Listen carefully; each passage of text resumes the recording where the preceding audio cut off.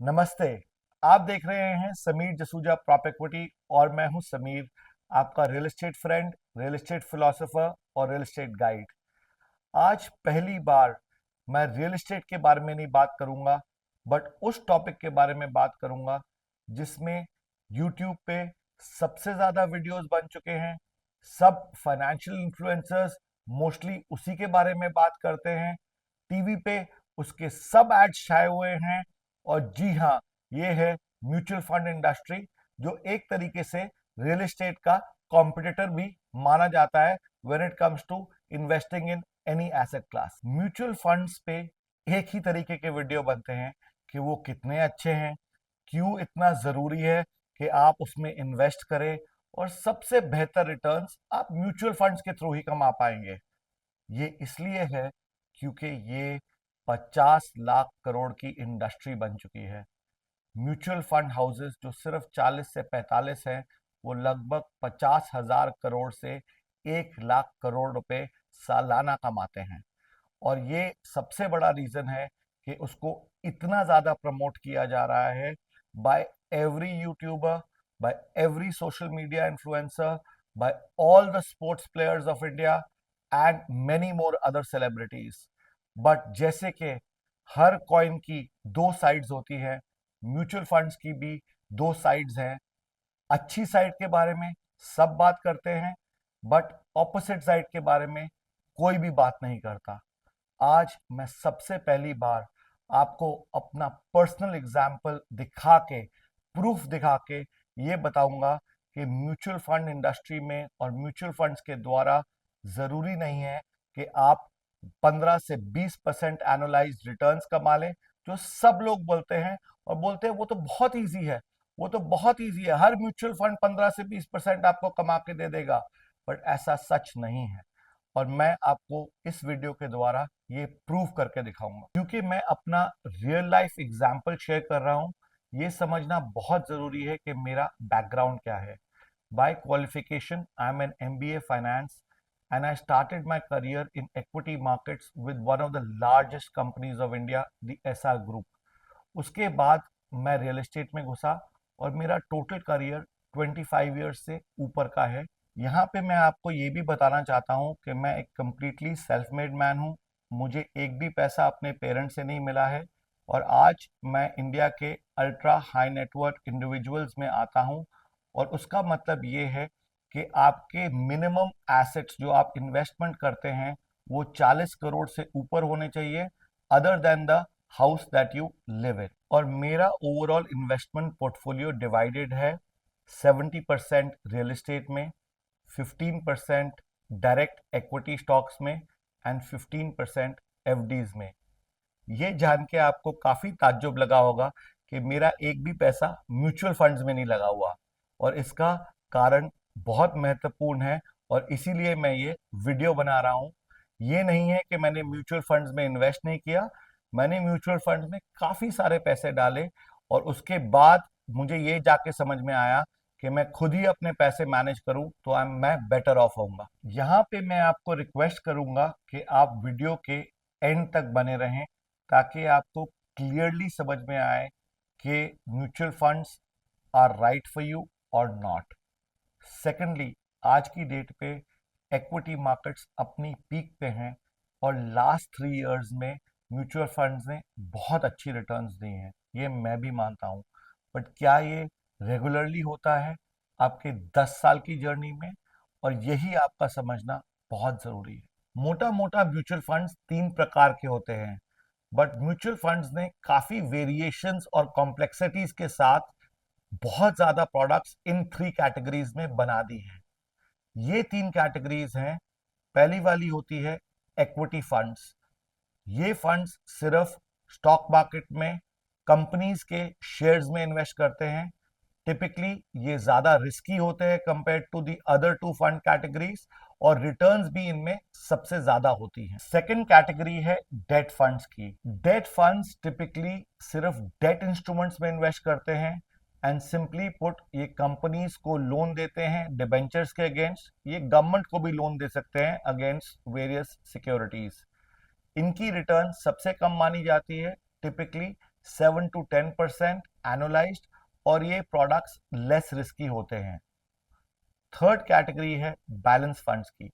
Balance funds both equities and debt में invest करते हैं, यानी कि वो एक रेशियो में जो टिपिकली 75-25 होती है, फेवरिंग इक्विटीज, और in some cases it is absolutely the opposite, 75% in debt and balance in equities, और it could be even 50-50%। Typically ये आपको 11 to 12% रिटर्न्स की इंडिकेशन देते हैं, और ये मिड रिस्क होते हैं क्योंकि इनकी इन्वेस्टमेंट्स इक्विटी में भी होती है और डेट में भी होती है। आपके एडवाइजर्स और सारे सोशल मीडिया इन्फ्लुएंसर्स ये आपको एडवाइस करते हैं कि आपको अपना पोर्टफोलियो हमेशा डाइवर्सिफाई करना चाहिए, यानी कि multiple categories and multiple asset classes में इन्वेस्ट करना चाहिए।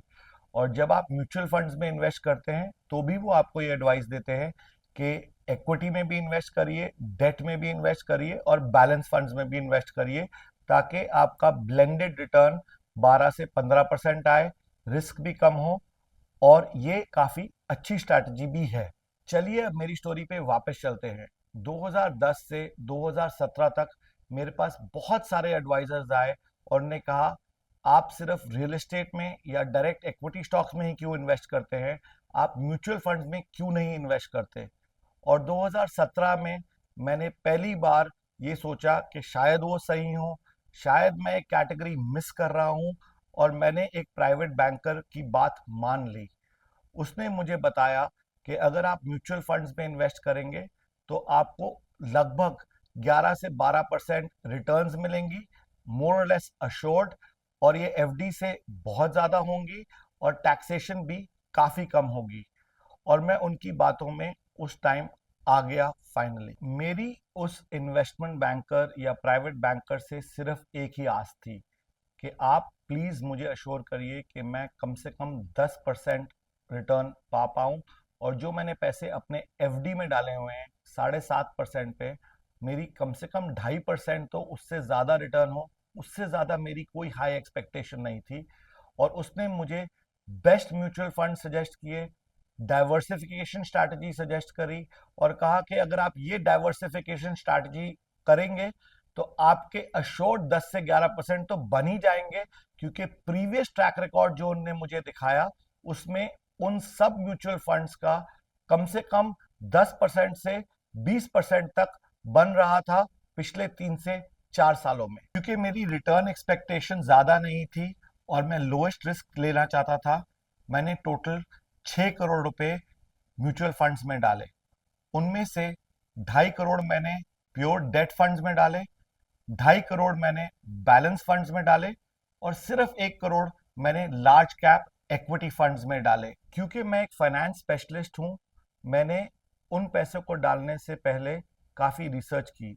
एक तो मैंने सबसे बेस्ट परफॉर्मिंग म्यूचुअल फंड्स में डाला जो सबसे ज्यादा रेप्यूटेड थे।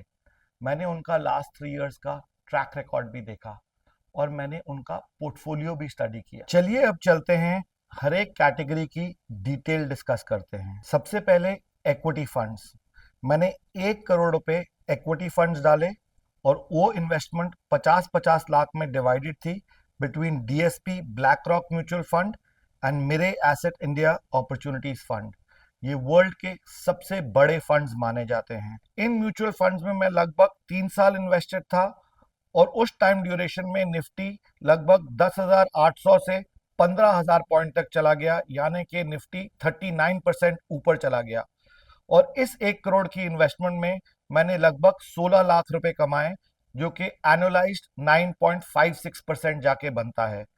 अगर यही पैसे मैं फिक्स डिपॉजिट में डालता 7.5% रिटर्न पे, तो मेरे उस टाइम फ्रेम में 12,54,000 रुपीज बनते। यहाँ पे ये समझना जरूरी है कि निफ्टी 39% से बढ़ा, और बेस्ट परफॉर्मिंग म्यूचुअल फंड्स ने मुझे सालाना सिर्फ 9.56% रिटर्न दी, यानी कि उन्होंने निफ्टी स्टॉक से भी अंडर परफॉर्म किया। फिर भी मैंने मान लिया। चलिए अब चलते हैं डेट फंड्स की तरफ।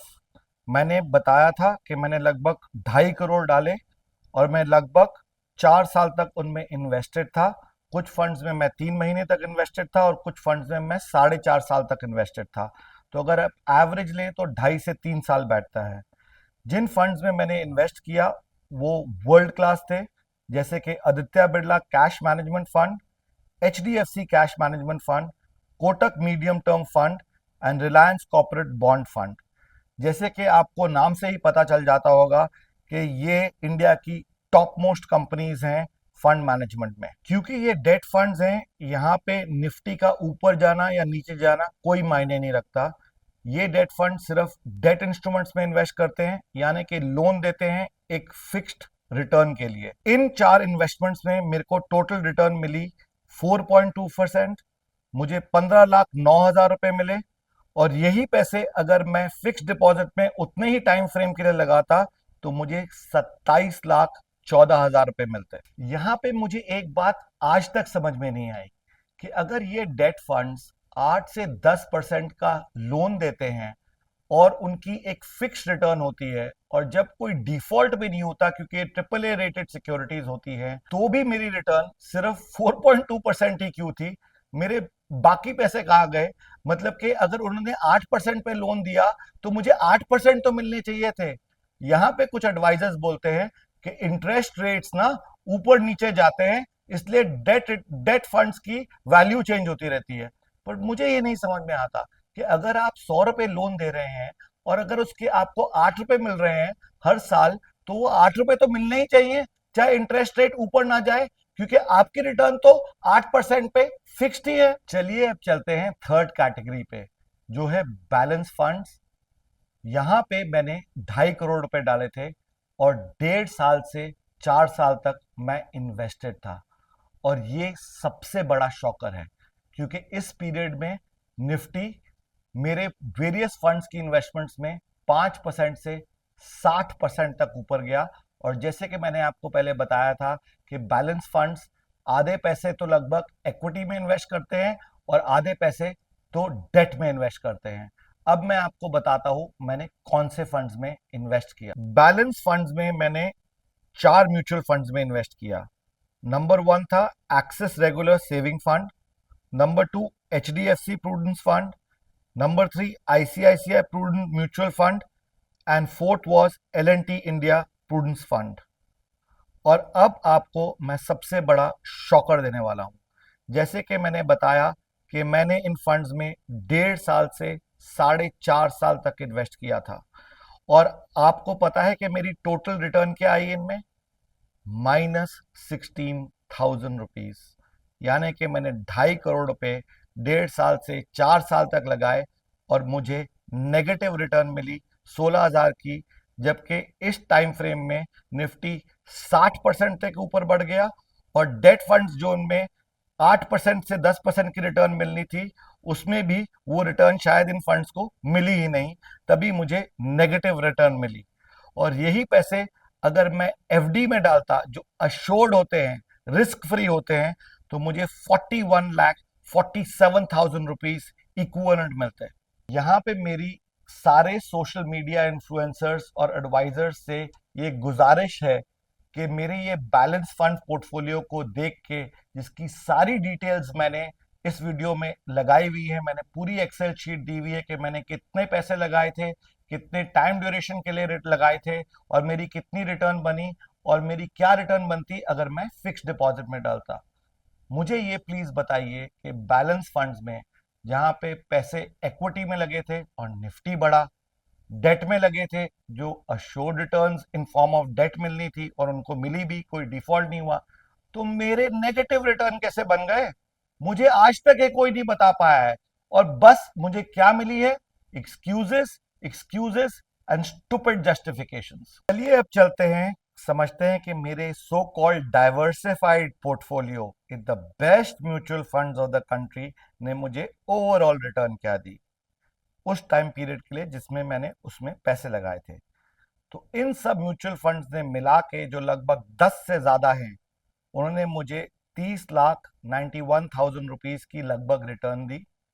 और कंपैरिजन में अगर ये पैसे मैं फिक्स डिपॉजिट में डालता तो मेरे उस टाइम फ्रेम में 81,16,000 रुपीज बनते। यानी कि म्यूचुअल फंड्स ने मुझे 2.9% रिटर्न दी, जब निफ्टी भी बढ़ा और जब मेरे आधे से ज्यादा पैसे डेट फंड्स में लगे थे, यानी कि डेट में लगे हुए थे। और अगर मैं risk free asset fixed deposit में डालता तो मेरे लगभग 2.5 टाइम्स या 2.5 एक्स पैसे ज्यादा बनते। तो आप ही मुझे बताइए कि क्या बेटर है। इससे तीन चार चीजें क्लियरली समझ में आती हैं।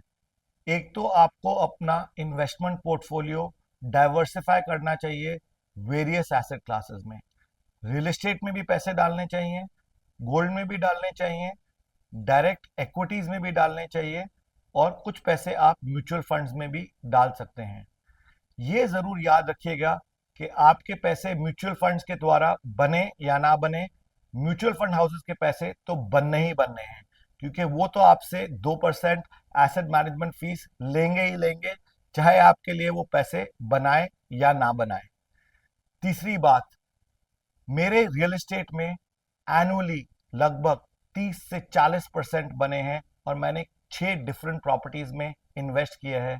इसीलिए मेरा रियल एस्टेट पोर्टफोलियो 70% है मेरे ओवरऑल पोर्टफोलियो में। चौथी बात कि म्यूचुअल फंड्स में जब आप इन्वेस्ट करते हैं तो एक बहुत बड़ा डिस्क्लेमर होता है जो आप पढ़ना भूल जाते हैं, that returns are subject to market risks and you could also lose your money. And last 3 years, mutual funds have made a lot of money, but that doesn't happen all the time.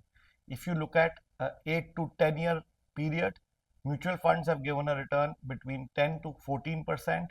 And remember, there is inflation also.